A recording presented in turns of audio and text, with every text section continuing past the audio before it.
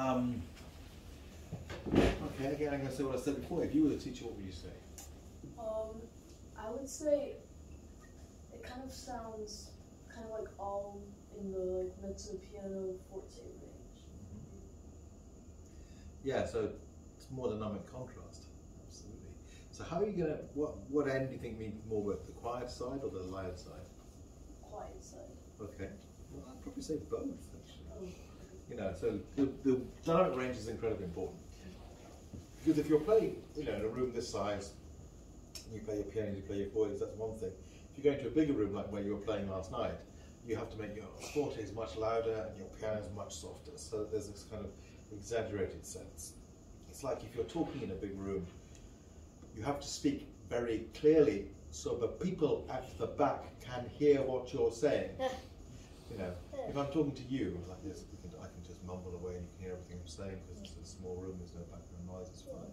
Okay. But when we play in concerts, we often have to play like this so that it's clear, everything we're doing is very, very clear and not kind of a bit mumbly. I mean, it's fine when we're sitting here, I can hear everything you're doing, but if someone's sitting 30 feet away, they're not going to. So, a couple of things. Making more sound is the first thing. So let's choose a chord. Let's just choose, okay. Why not? Yeah, any random chord. How about that one? Should I plug it? Well, how do you play it in the piece? Okay, so can you get more sound out of that? You can, okay. Now what's your barre doing? Yeah, can it be a bit more in line with the fret? That's it. That's it. Okay, nice. Okay, now, do you want to go through the thumb very slowly, playing each string in turn but very loudly? Nice. Nice, okay, now all together. Fantastic, okay. That's our big sound. Now the very beginning. Let's try the very beginning of the piece.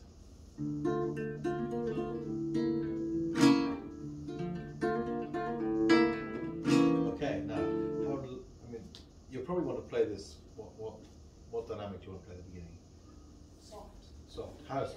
Piano. Piano. Okay. So, what does bien marcado mean? Well marked. Yeah. So, does that shout piano at you?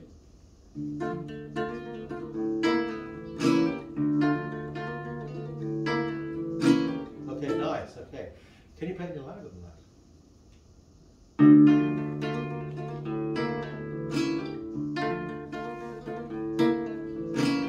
Okay, great. How did that feel? I mean, I feel like I sometimes like tense up. Yeah, when you play loud. A register. Use a lot of Yeah. register. And your left hand tenses up as well when you're playing loud. It probably presses more. Probably presses more, yeah, absolutely. Okay, so let's try. And I want you to play this phrase very, very slowly.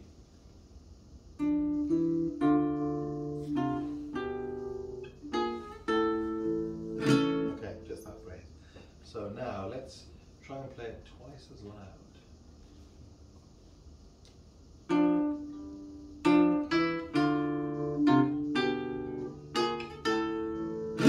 Okay, good.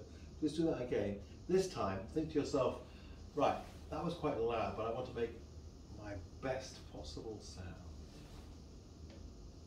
But not loudest, I'll just best. Well, loud, I mean loudish, not necessarily as loud as last time, but just a really full, rounded sound.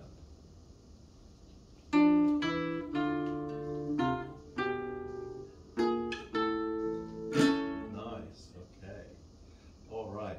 So, some of the things, again, I was talking about with your brother about the right hand and this idea of moving the hand in to get the big sound. So let's just yeah, exactly. So let's just play any random chord. It could be open strings, but just okay. All right. Now let's have a fuller, richer, rounder, bigger chord. Nice. If you raise your wrist a tiny bit, not too much. That's it. Okay, just to give a bit more power to the fingers. That's it. Okay. Try it again. Yeah. Again, think of pushing the string into the guitar. Ah, yes, that's it. Oh, brilliant. Yeah, you hear the difference. Because the way the guitar works, basic physics, is that the bridge picks up the vibrations of the string and amplifies it in the top of the guitar. So, but the guitar is vibrating in this direction. So the vibrations that are most useful for amplifying the sound are the ones that go up, the string going up and down, not the string going side to side. Exactly. That sounds fantastic. I can see the bass string. You can see, yeah, exactly. Yeah, and now your hand is, because what I think is interesting is you've obviously been very, very well taught and you know exactly what you're doing with both hands. But I just feel that you're very close to being able to make a really, really good sound. And by doing this, you suddenly are. Let's do it again. Yeah. And this time, just try and rather than land on the strings and wait a while, just put your fingers down, completely rested. Don't make any effort whatsoever, then just suddenly bang. Nice! Do that again. Fantastic. Wow, I just want to sit here for half an hour and listen to that actually. Now when you remember this sound, remember the feeling of this and how it feels, let's say. Yeah, okay.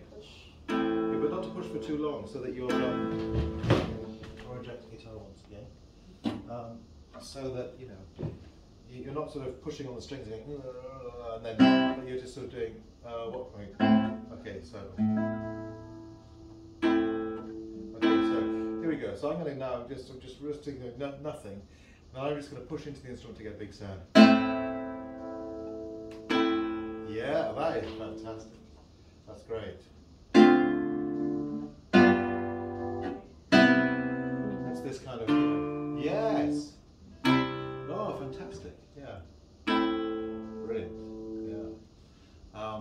You may not have played a sound as big as that before. Do you think you have? No. No, I don't think so either. Yeah, so that's the feeling of it. Okay, so keep that in one mind and one ear. Now the way it works is you're not going to be able to apply that instantly to all your playing so that suddenly all your playing has that kind of sound. But the next thing I'm going to show you is how to play an individual note to make a sound with it. So here's, I don't know, let's just take A. Okay, so what I'm doing here is a free string. I'm again pushing into the instrument,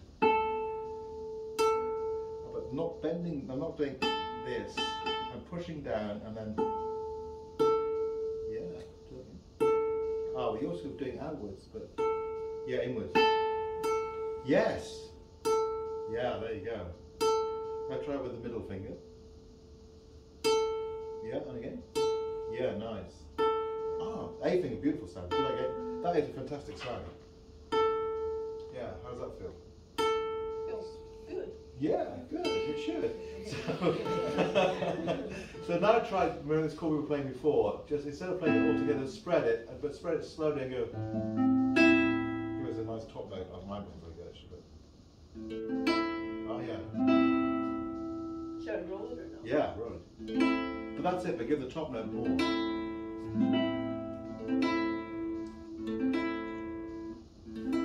Yeah. Voicing of chords, so that you've got, you've got your loudest note. So here, for example, here's an A minor chord. I'm going to play the top note the loudest first, now the bass note, now the index finger, now the middle finger. It's hard. Yeah, and so that you should be able to play any chord and think, how much percentage of the sound do I want on the top note? So I don't want all top note, a little bit of bass and hardly anything in the middle. A bit more bass, too much bass, almost nothing in the middle. Now a fatter chord with everything. So just sort of experimenting with the sound and the fingers. Just try a couple of things, see what happens. Nice.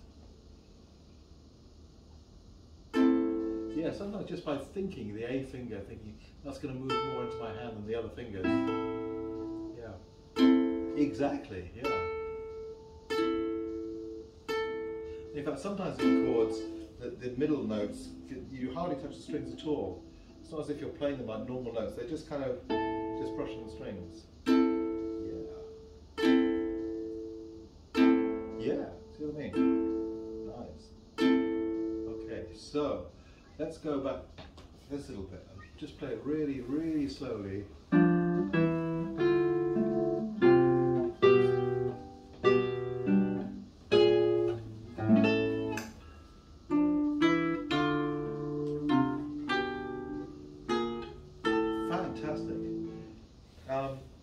Jack, can I get him to play your Absolutely, guitar, yeah. just if that's okay? Yeah. Try it on this one.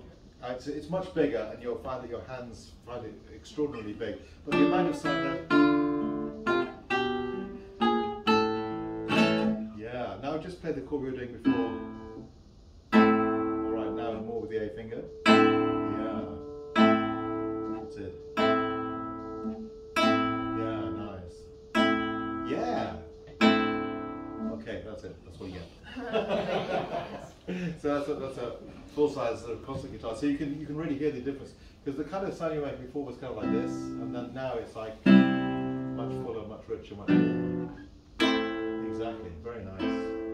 Yeah. Okay. So how are we doing? We're doing okay. So this bit here, this scale.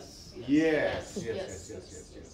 So why are these two bars, two measures at a slower tempo than the rest of the piece, I wonder? Yeah, I did like a. I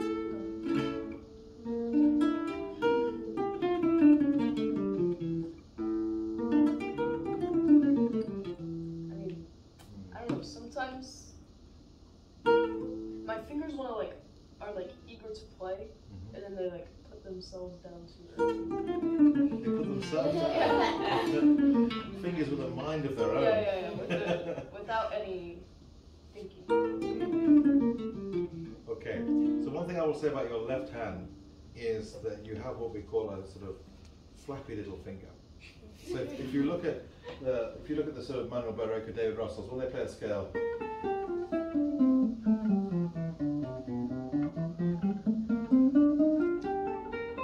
the furthest the little finger goes away from the string is here, not here.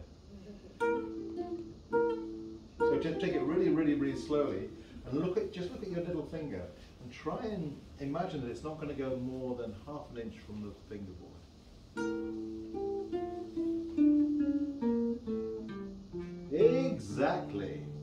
Exactly. Now, there's one of the main reasons that people can play faster is not because their fingers move faster, but they just cover a shorter distance. If the finger's moving this much distance instead of this much distance, it's going to take more time. So, who's playing tonight? Gerard Luis is playing tonight. If you watch Gerard's left hand, you'll see that the fingers take the shortest distance from where they were to where they've got to go. They don't go on this kind of up in the air holiday. Exactly, yeah.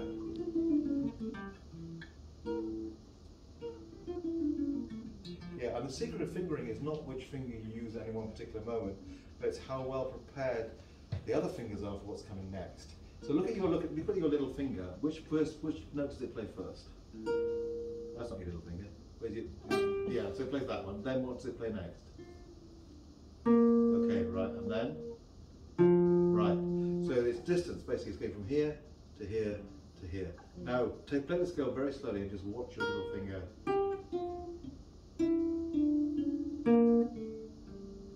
Ah, yeah, perfect. All right. You know what you were doing before? Yes, exactly. So that scale is never going to be fast if the fingers have to travel that far. You know, it's like if I ask you to open this door and I'm going to time you, you're not going to run to that window first and then go to the door, right? So that's a thing. All right. What else can we do in a kind of? Always the trouble with these like half-hour things. There's like 47,000 things we could talk about. And sometimes it's worth just talking about one or two things that are going to probably make a difference, or you can think about. All right. Now, one thing I noticed about this is in the coda. Yeah, let's do the coda. And then what we're looking for here is the melody at the top. This kind of idea, okay.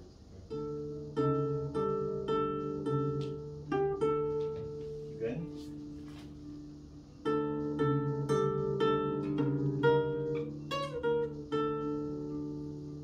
Okay, so this is suddenly much better than the way you played it before. Why is that? What have you done that's different? I've made my M finger louder. You have. Or I've made another finger softer. Right. So the balance between the melody and the accompaniment is different, right? Yes. So you've made the melody stronger and the accompaniment softer. So let's try that.